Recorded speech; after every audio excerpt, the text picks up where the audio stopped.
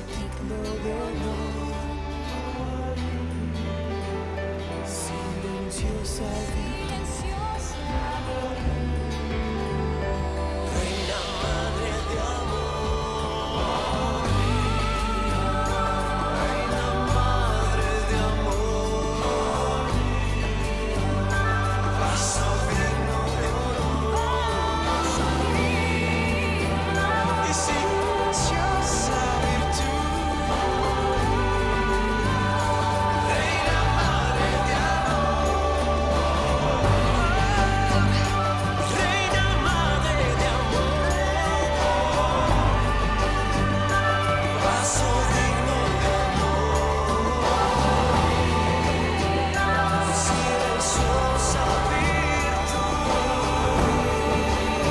Madre de mi Salvador.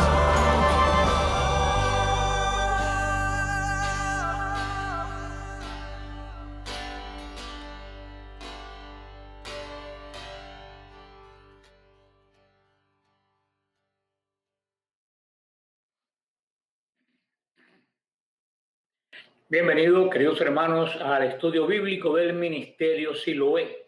Mi nombre es Frank Morera y con Jorge Garzón en los controles vamos a estudiar hoy el capítulo 11 del profeta Jeremías, el pacto incumplido. Pero antes, oremos. En nombre del Padre, del Hijo, del Espíritu Santo. Amén. Amado Señor, te pedimos que nos mandes el Espíritu Santo prometido, que te venga a cada uno de nosotros y nos llene con su santa presencia y nos abra el corazón, el entendimiento, la mente, el espíritu a la santa palabra de Dios, para que ésta se haga vida en nosotros y así nosotros poder construir el reino de Dios. Todo esto te lo pedimos por Cristo nuestro Señor. Amén. María, Madre de la Iglesia, ruega por nosotros. Santa María de Jesús crucificado, ruega por nosotros. El tema de los capítulos del 11 al 13 recuerda que Israel desobedeció el pacto con Dios establecido en el Sinaí. Hemos hablado que el pacto es el corazón de Israel y de la Biblia y la existencia de este pueblo. Los pactos son una característica importante de la enseñanza de la Biblia, tanto en el Antiguo como en el Nuevo Testamento. Hay 7 pactos específicos que se revelan en las Escrituras. Estos 7 pactos se dividen en 3 categorías. Condicional es el pacto que lleva una condición a él. Por ejemplo, como cuando tú compras un carro, tú haces un contrato con el banco, es un pacto, y tú te comprometes a pagar la letra mensual. Si tú no la pagas, hay estipulaciones en el contrato que te dicen que te pueden quitar el carro, que te pueden poner una multa, que te pueden poner un pago extra por incumplir la mensualidad. Esas son las condiciones. El Señor ha hecho pactos en el Antiguo Testamento condicionales. El pacto de Moisés en el Sinaí es un pacto condicional. El Señor le da a Israel la tierra por herencia y lo constituye su pueblo, pero le exige que guarde los 10 mandamientos. Eso es lo que es un pacto condicional. Tenemos el pacto incondicional. El pacto incondicional más bien es una promesa, aunque se le llama pacto. Por ejemplo, el pacto de Dios con Abraham. El Señor no le pidió absolutamente nada a Abraham para sellar el pacto. Solamente le dio el beneficio. Inclusive cuando se cierra el pacto, que usualmente el testador del pacto cruza en medio de 2 animales partidos a la mitad, haciendo el juramento, el que camina no es Abraham, el que camina es el Señor. El Señor se compromete con Abraham a ser fiel a ese pacto. Los pactos, el pacto también general, son otro tipo de pactos que van, como no viene a nosotros en este momento la necesidad de hablar de él, vamos a obviarlo por cuestión de tiempo. Vamos a hablar solamente de los 2 pactos que más que nos interesa a nosotros en esta clase. Los pactos que ha hecho el Señor con su pueblo, aunque solamente lo vamos a mencionar por encima. El pacto adánico se encuentra en Génesis 1, 26 al 30, 16 al 17. Este pacto es de naturaleza general, incluida la orden de no comer del árbol del conocimiento del bien y del mal. Tenemos el pacto con Noé. Este pacto también en general se hizo entre Dios y Noé después de la salida de Noé y su familia y sus animales del arca. Se encuentra en Génesis 9:11, donde dice el Señor: este es mi pacto con ustedes, nunca más serán exterminados los seres humanos por un diluvio.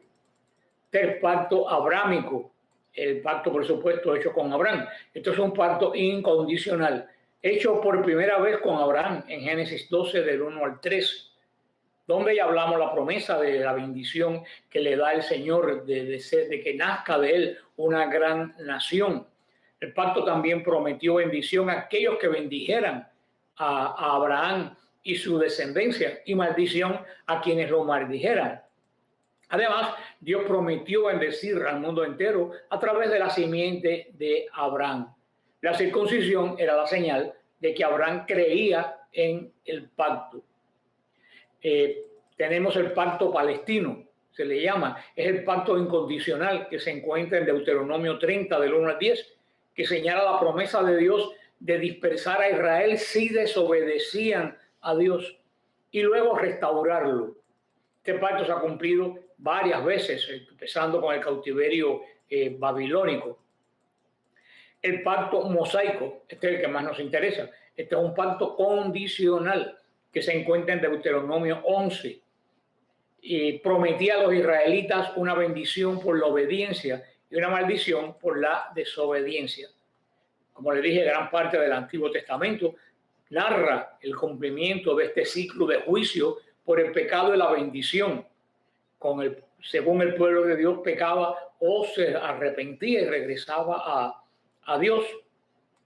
El pacto davídico, este pacto incondicional que se encuentra en 2 de Samuel 7, 8, 16, prometía bendecir la línea familiar de David y aseguraba un reinado eterno que se cumple en Jesús, que es de la línea familiar de David. Y por último tenemos la nueva alianza, el nuevo pacto. Este pacto ya lo anuncia Jeremías 31 del 31 al 34.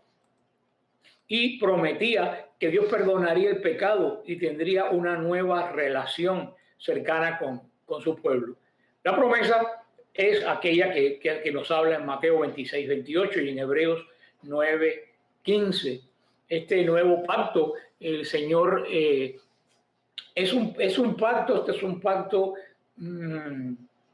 que es incondicional y es condicional al mismo tiempo. Ustedes dirán, ¿cómo puede ser posible? Sí, porque vemos, por ejemplo, el pacto mosaico. El pacto mosaico lo hizo Dios con Israel, con el pueblo de Israel a través de Moisés.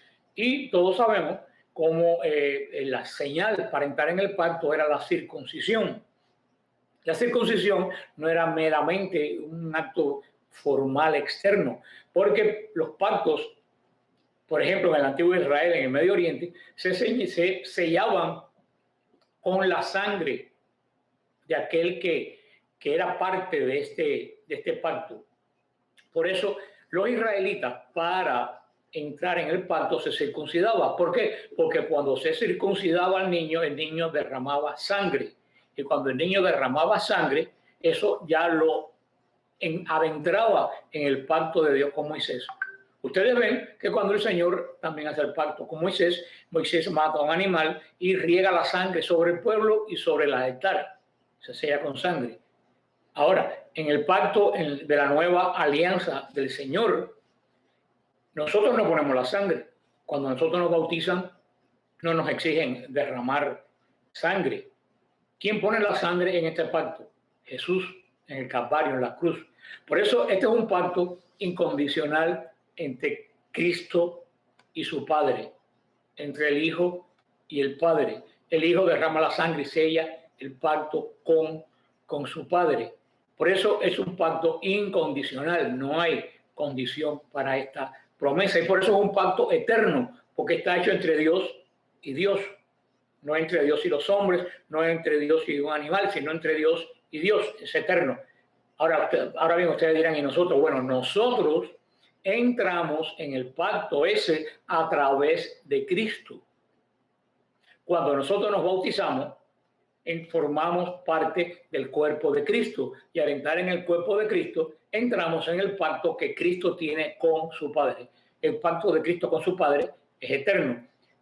La relación que establecemos nosotros con Cristo en el bautismo, podemos decir que es un pacto condicional. En el sentido es que yo tengo la salvación, yo la tengo a la mano siempre y cuando yo cumpla con aquello que Cristo espera de mí, que es el Evangelio, que es la ley del amor. Ese es el pacto que estamos nosotros en este momento y en el que estaremos siempre, porque es un pacto nuevo y al mismo tiempo eterno. En los capítulos 11 y 12, Jeremías pronunció unos tremendos mensajes, verdaderamente fuertes, después que la ley había sido leída al pueblo. El pacto, ese fue el tema central del profeta Jeremías, y lo enfatizó en aspectos de la ley que condiciona la forma en que vivían ellos la vida. Y también nosotros, por ejemplo, condicionaba la forma en que se trata al prójimo, la manera de conducir los negocios, la clase de vida social, el ídolo, que no se podía sustituir a Dios por un ídolo, las relaciones sexuales santas entre el hombre y la mujer para procrear imagen de Dios. O sea, Jeremías se habló muy fuerte después que la ley fue proclamada, porque anteriormente la ley no se conocía, y si tú no conoces las reglas, tú no puedes ser condenado por no cumplir las reglas porque tú no las conoces. Eso es puro sentido común. Pero ya después de leído el pacto, sí, Jeremías arremete bastante duro con el pueblo de Israel. Primero, por haberse olvidado del pacto, y segunda, porque habiéndolo recuperado, no lo están cumpliendo. Así que vamos a comenzar con el capítulo 1, el capítulo 11, versículo del 1 al 5, en el nombre del Padre, del Hijo y del Espíritu Santo. Amén. Palabra que fue dirigida a Jeremías de parte del Señor. Escuchad las cláusulas de esta alianza y comunicarlas a los hombres de Judá y a los habitantes de Jerusalén. Le hace decir: esto dice el Señor, Dios de Israel: maldito el hombre que no escuche las palabras de esta alianza que yo ordené a vuestros padres cuando los saqué de la tierra de Egipto, del horno de hierro, diciéndoles: escuchad mi voz y haced todo lo que os mando. Así seréis mi pueblo y yo seré vuestro Dios. Y cumpliré el juramento que hice a vuestros padres de darles una tierra que emana leche y miel, tal como sucede hoy en día. Yo les respondí diciendo: amén, Señor. Aquí vemos el pacto y la maldición.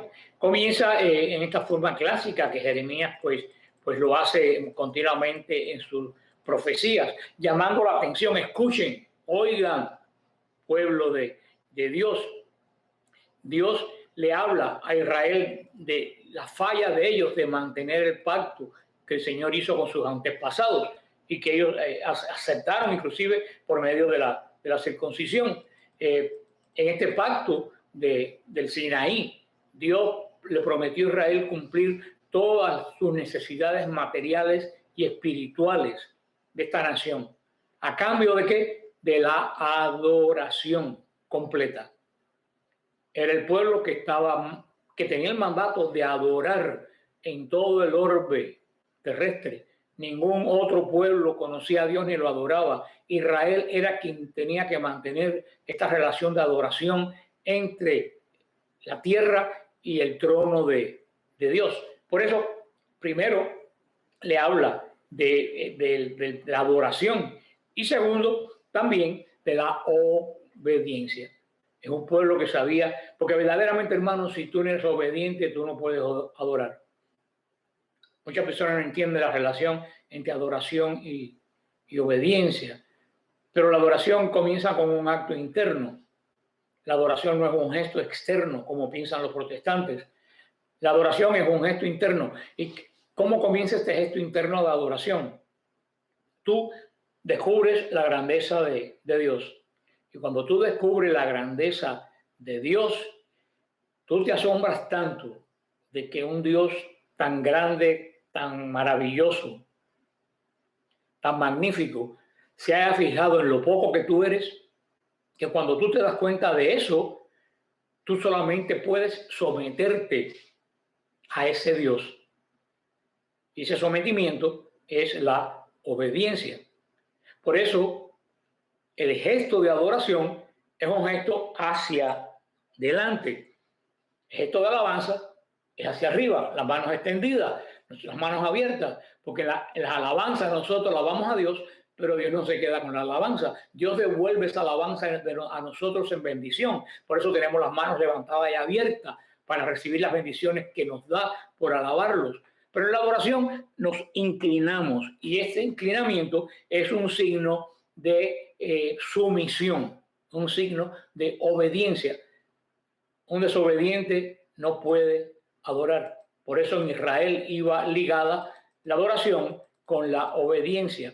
Sigue diciendo el Señor, viene la maldición, maldito el hombre, el varón que no obedeció las palabras del pacto. Cuando Israel hizo el pacto con Dios en el Sinaí, había maldiciones específicas que, como les dije, la maldición en la Biblia no es un deseo de mal. La maldición en la Biblia es lo que sucede a la persona que no cumple la voluntad de Dios. No que Dios se lo manda, sino que Dios, cuando tú estás en la voluntad de Dios, Dios te cubre.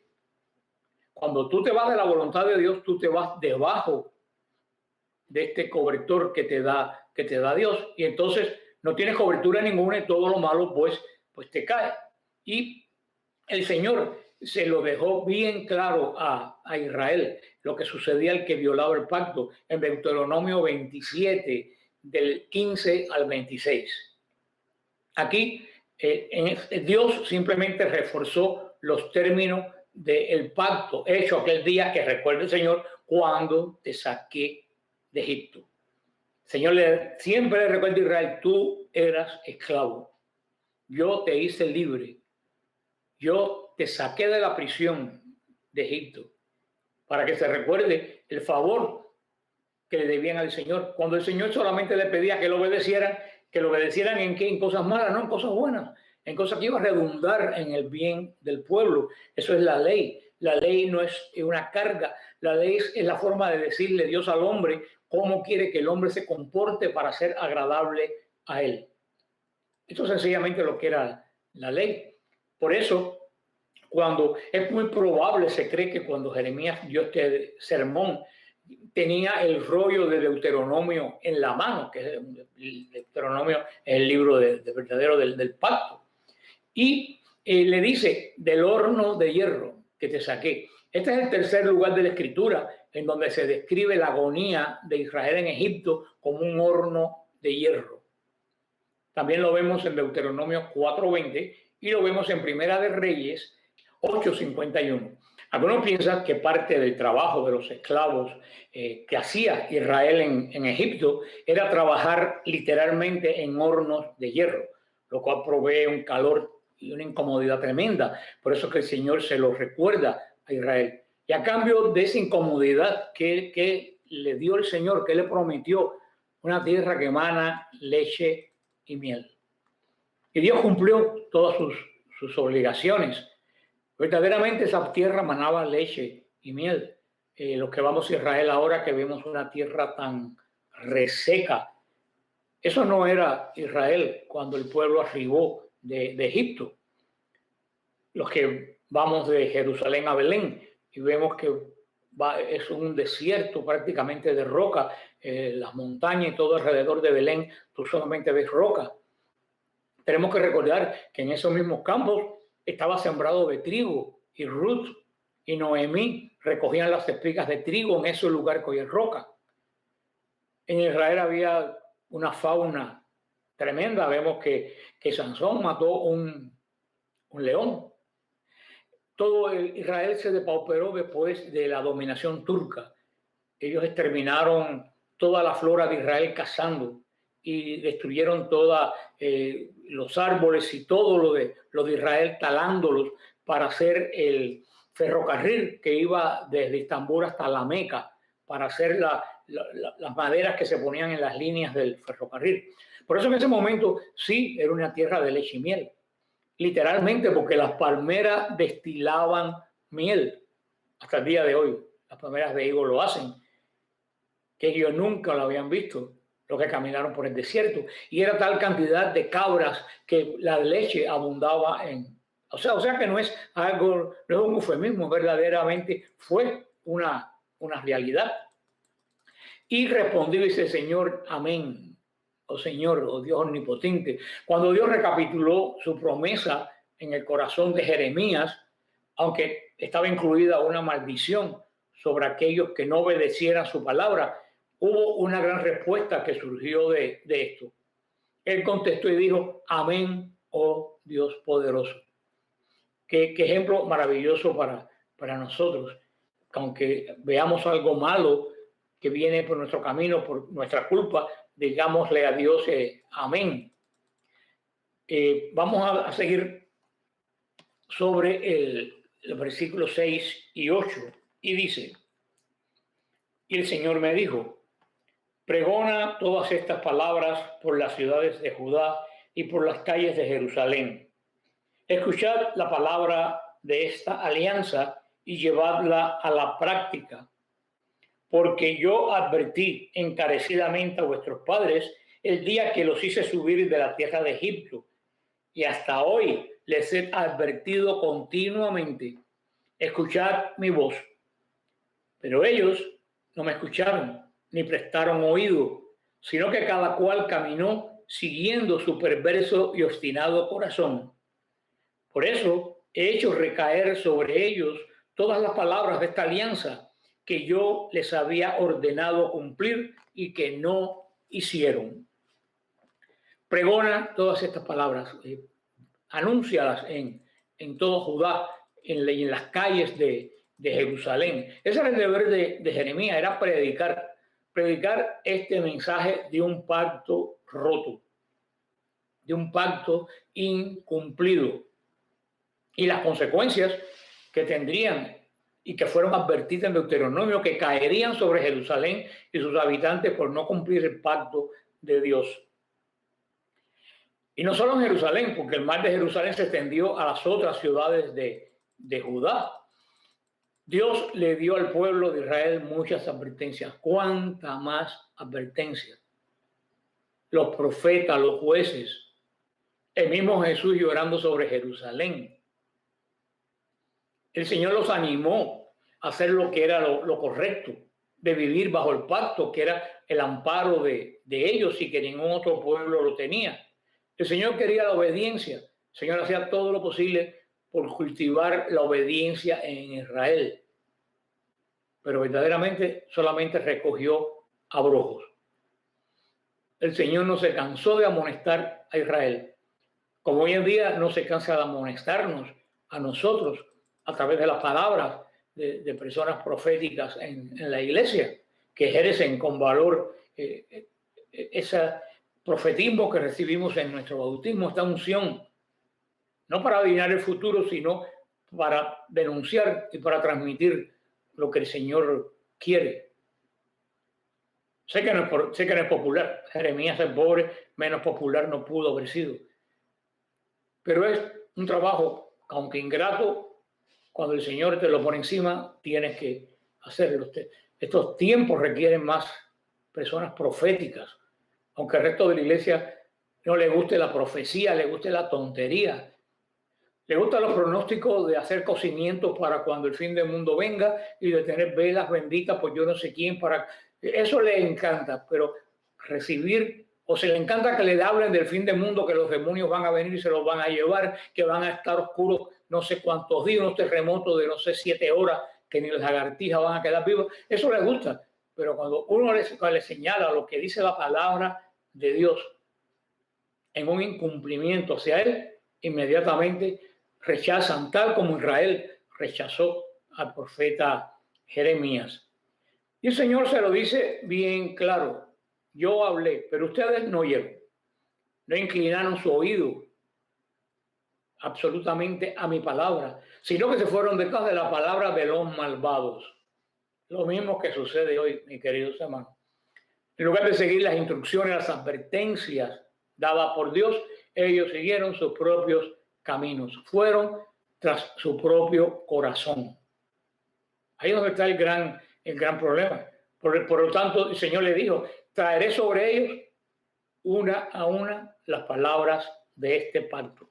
Vamos a ver los versículos 9 y 10, y dice así: también me dijo el Señor, se ha encontrado una conjura entre los hombres de Judá y los habitantes de Jerusalén.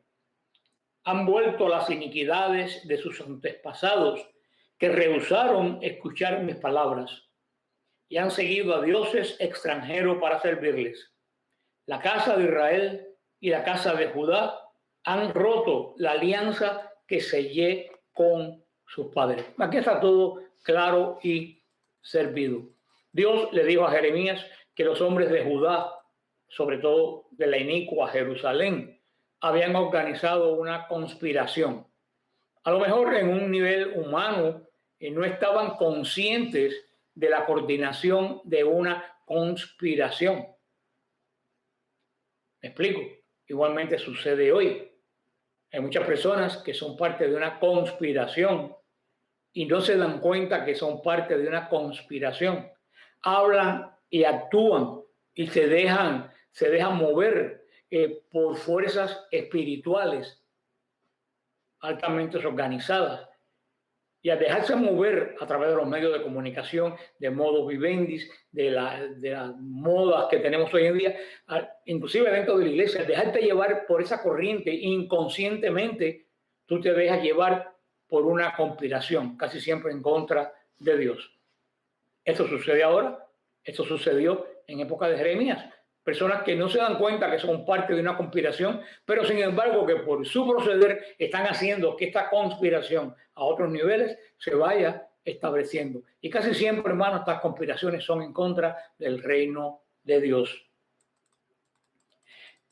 Y el término no era solamente una metáfora, existía un complot que estaba verdaderamente planeado. No había secreto que detrás de la apostasía de la que Jeremías había sido testigo y había criticado, había un complot del demonio a cumplir.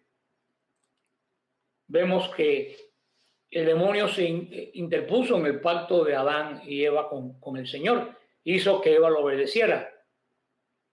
Por eso ahora el demonio se interpone entre el pacto de Dios con Israel y lo va a lograr. Por eso cuando viene Jesús, el demonio lo tienta pensando: si yo hice que los primeros hombres no siguieran el pacto de Dios y me obedecieran a mí, si yo hice que Israel corriera detrás de mí, este hombre que viene a hacer este pacto, esto es agua pasada.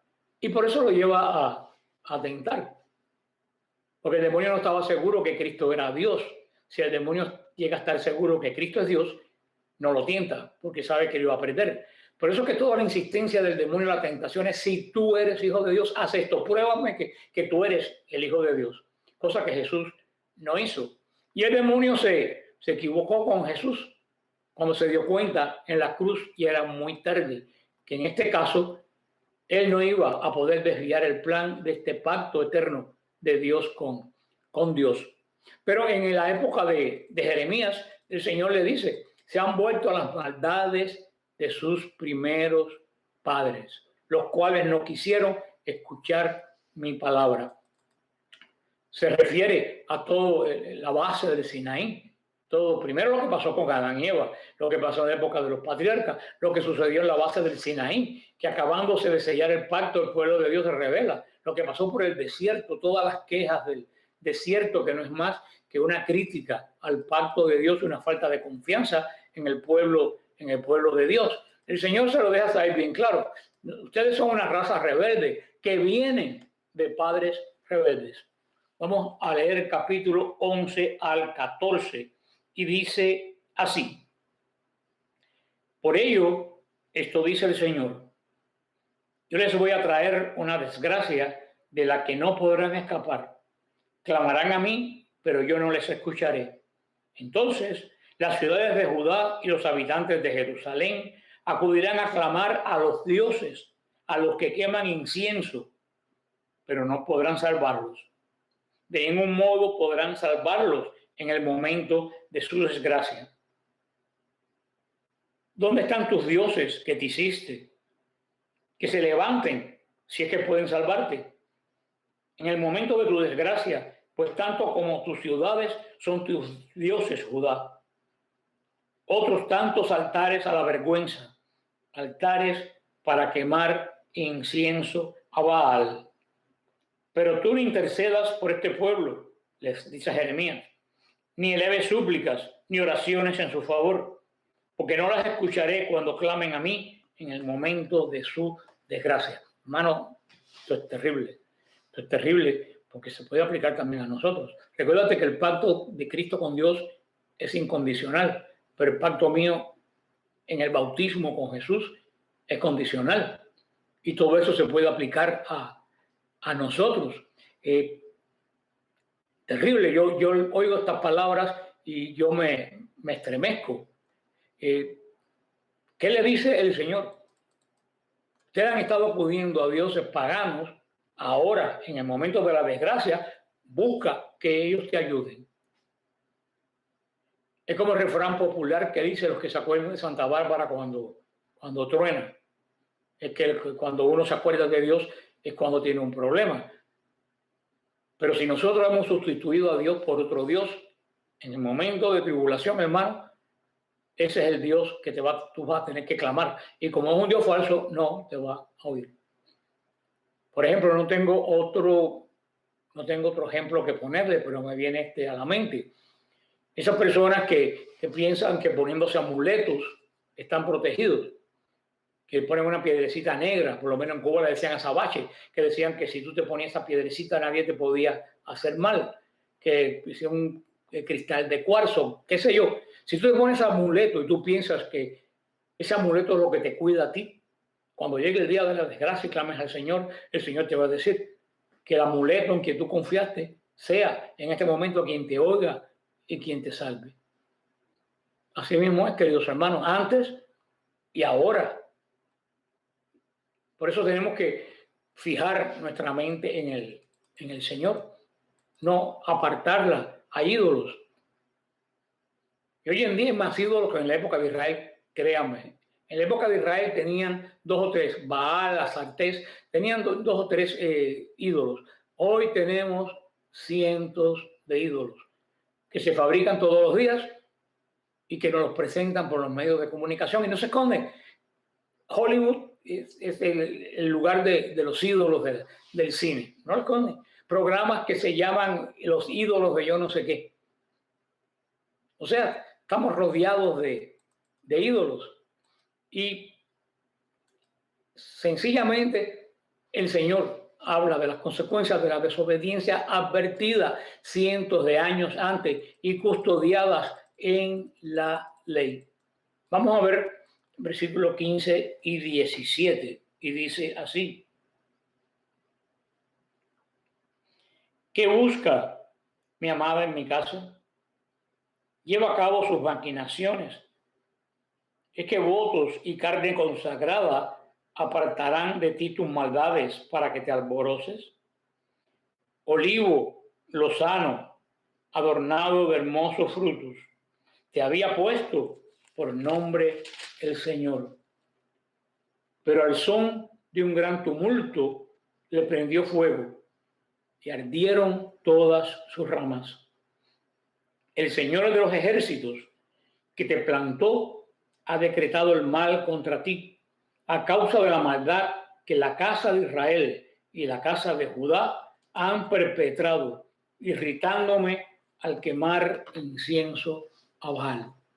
Estas palabras, puedo decir, son palabras terribles para Israel y para nosotros si no las aplicamos. Pero fíjate qué interesante, el Señor habla de todas estas maldiciones, le pone muy hermoso, dice, tú fuiste un olivo, que es el árbol más codiciado en Israel. Tú eras un olivo, porque el olivo da la aceituna, y de la aceituna ellos hacen prácticamente su vida. Se alumbran, comen, se limpian, etc. Y le dice, yo te planté como un hermoso olivo, no como un olivo cualquiera, como un hermoso olivo. Y después le dice, pero yo mismo te doy fuego. Porque si un olivo no tenía frutos en Israel, estaba ocupando un espacio que era necesario para otro olivo y por eso se le daba fuego y se desarraigaba y se botaba. Por eso el Señor lo dice. El Señor busca en un árbol, busca frutos y no lo encuentra, lo maldice y se seca. Es una advertencia para los que tienen solamente hojas pero no dan fruto. El Señor no va a ver las hojas, Cristo no vio las hojas del árbol, buscó entre las hojas. ¿Y qué buscó? Frutos.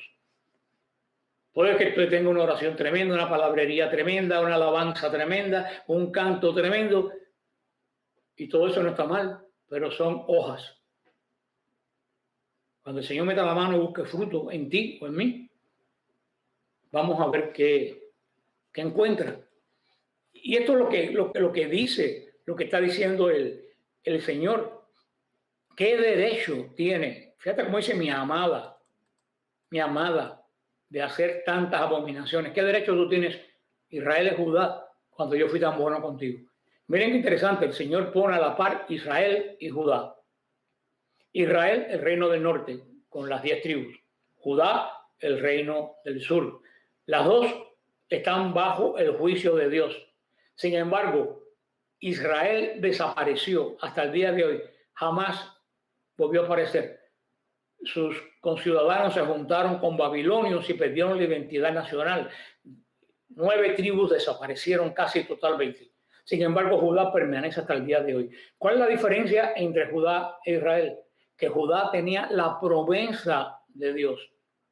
Israel no la tenía. Israel compartía la promesa de Dios y se mantenía unido a Judá. Israel se separó de Judá, perdió la promesa. Lo que es interesante es la lealtad y conocer las promesas de Dios. Como le digo, Dios se refería a Israel como su amada. Sin embargo, jugaba el papel que tantas veces va a decir en el profeta Oseas, de una esposa infiel, siendo infiel ¿con quién? Con dioses falsos. La idolatría siempre en Israel se relacionó con la prostitución, porque Israel, Judá incluida, era la esposa de Dios, la amada de Dios. Cuando Israel se iba con otro Dios, se iba con otro amante. Por eso que la prostitución era el símbolo de la apostasía en Israel. Y le dice, tú comes la carne sacrificada de las víctimas, los ídolos, y eso no te va a evitar el castigo. Vuelve a decir, olivos verdes en su fruto, en su parecer. Te llamó el Señor. Esto también era una expresión de amor y cariño. Cuando uno amaba a alguien, lo comparaba con su olivo verde, no un olivo seco. Y el Señor le dice, a pesar que tú eres mi gran olivo, el día de las llamas no vas a tener mi amparo ni mi socorro. Busca el amparo y el socorro en aquel en quien pusiste tu confianza y aquel a quien tú adoraste.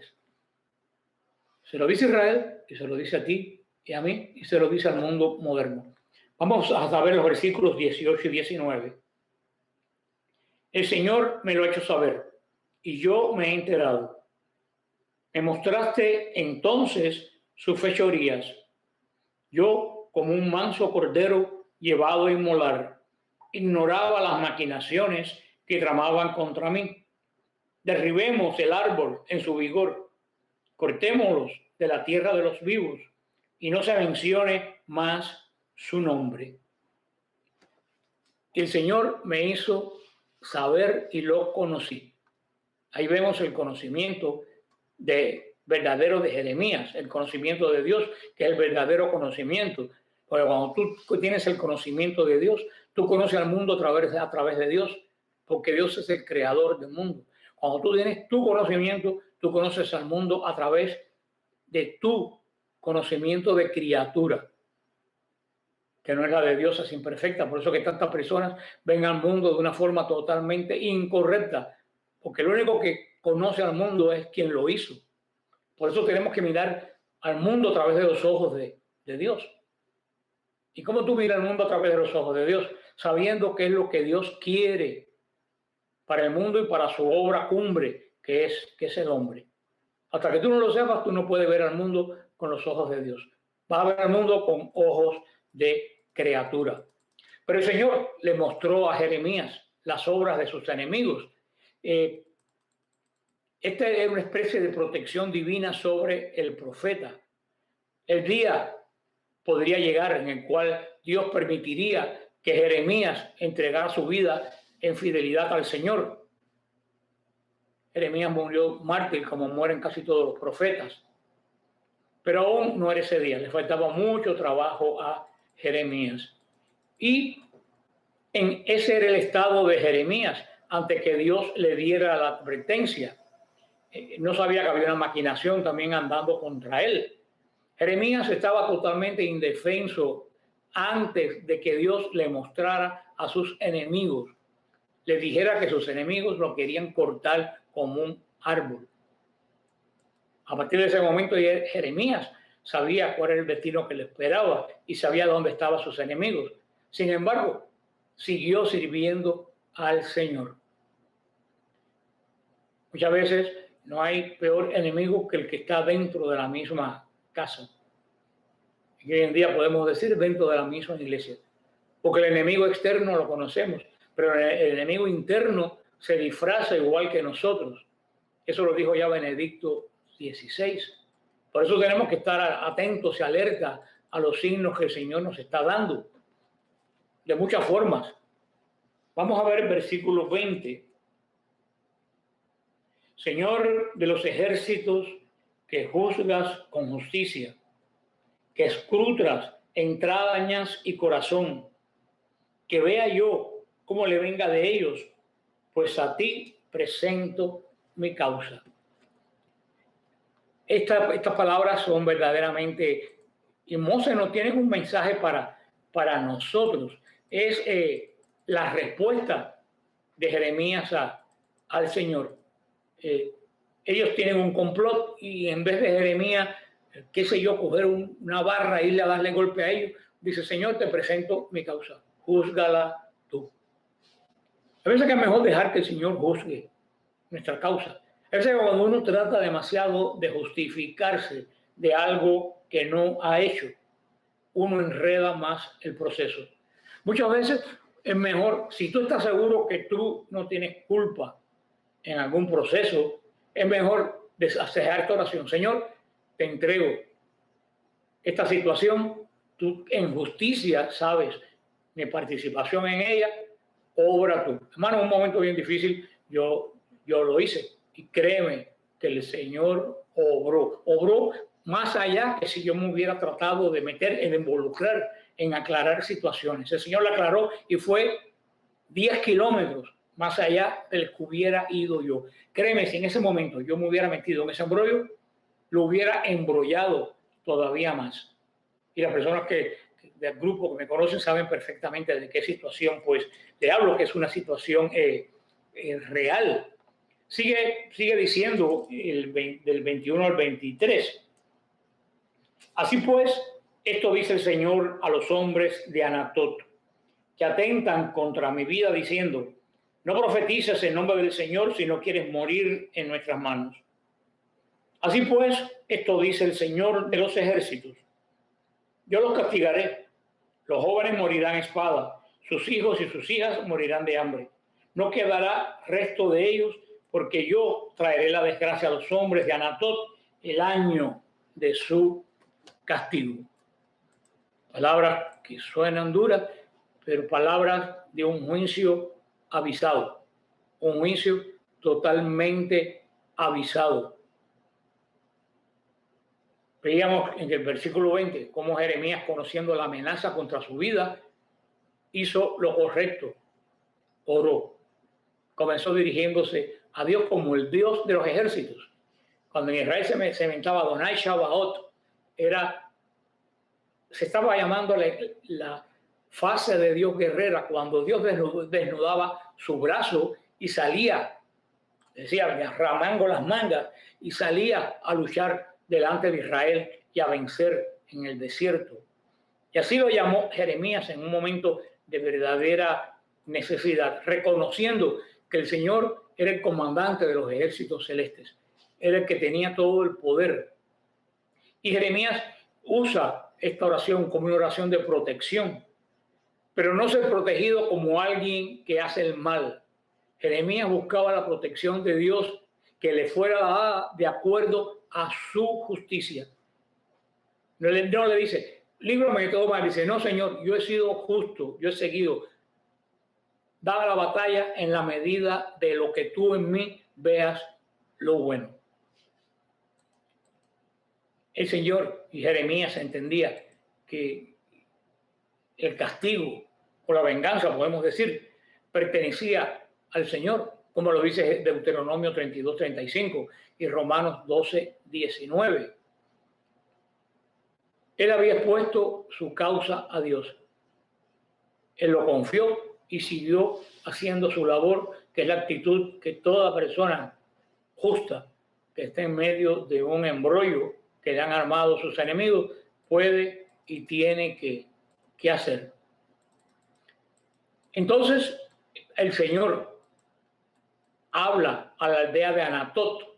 Si se recuerdan al principio de Jeremías 1:1, Jeremías era de una villa llamada Anatot, en los alrededores de Jerusalén. Y curiosamente eran su gente, era la gente de su ciudad, era la gente de Anatot quien lo quería matar. Bueno, muchas veces nuestra propia gente es la gente que más nos quiere hacer daño.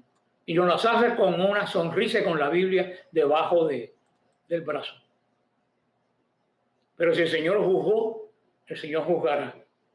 Y si el Señor dio su justo premio, dará su justo premio.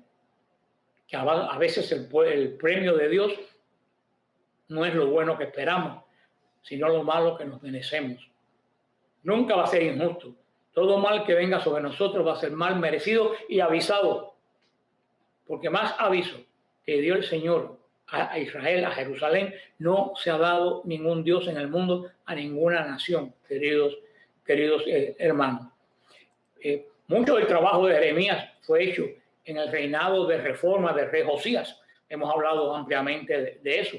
Una de las cosas que hizo el rey Josías era detener los sacrificios en los lugares altos, los sacrificios a Baal, en los adoratorios en las montañas. Eso fue lo primero que hizo el rey Josías, animado definitivamente por el profeta Jeremías, que eran más o menos de la misma edad.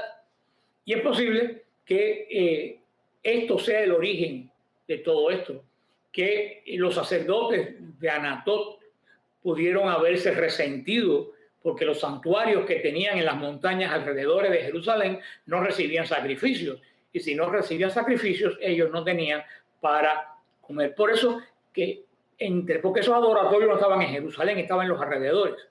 Por eso es que se levantó este odio tan grande hacia Jeremías en su propio país. Odiaban a Jeremías porque apoyaba a Josías. No profetices en nombre de Dios. Y dice, le dicen a Jeremías, esta es la amenaza, no profetices en nombre de Dios porque vamos a morir. Muchas veces a las personas que dicen, hoy lo que estás hablando no lo debes hablar, debes callártelo porque esto y porque aquello y porque rompe la unidad y porque tal. Y muchas veces cuando uno se calla, no se rompe la unidad, se corrompe el cuerpo entero. Muchas veces un miembro que tiene gangrena, desafortunadamente hay que cortarlo y duele. Ningún miembro que se corta pasa anestésicamente. Duele aunque sea la pérdida de de ese miembro que tuvimos y ya no tenemos. Pero es necesario para la salud del cuerpo. Y esta es la amenaza que hicieron y siguen haciendo. Está claro que lo que habían odiado ellos era el mensaje, no solo de Jeremías, era el mensaje que Dios había enviado a través de Jeremías.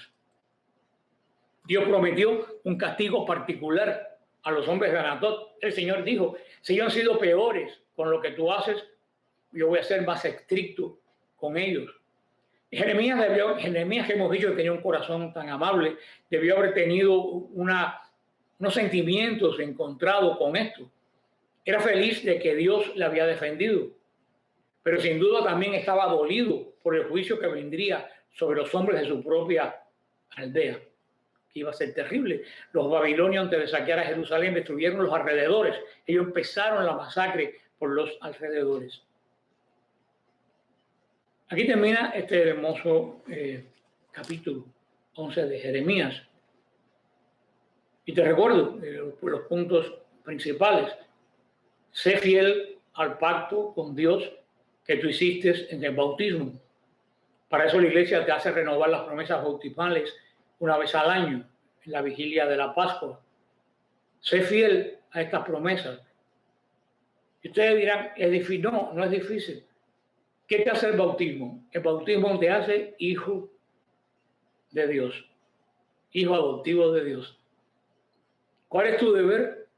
Vivir como hijo de Dios. Esa es la parte tuya de cumplir el pacto. Dios te hizo tu hijo, vive tú como hijo de Él. Y un hijo bueno, no los hijos que andan hoy por ahí, en muchos lugares, un hijo bueno, ¿qué es lo que hace? Trata siempre de agradar a su padre. Por eso, delante de cada actuación tendríamos nosotros que pensar qué Dios esperaría de mí en este momento. No lo que yo creo que Dios esperaría, no del Dios que yo conozco a través de las Escrituras, qué esperaría en este momento. Y segundo, seguir con tu deber. Seguir con tu deber no importa las consecuencias. Dios tiene el camino trazado, tú solamente tienes que seguirlo. Si Dios te metió en este lío, el Señor te va a sacar. Es lo que María hizo. Cuando el ángel le anunció a María que estaba embarazada en una situación que podía haberle costado la vida a ella, porque el Levítico mandaba apedrear a las mujeres que tenían relaciones sexuales antes del matrimonio.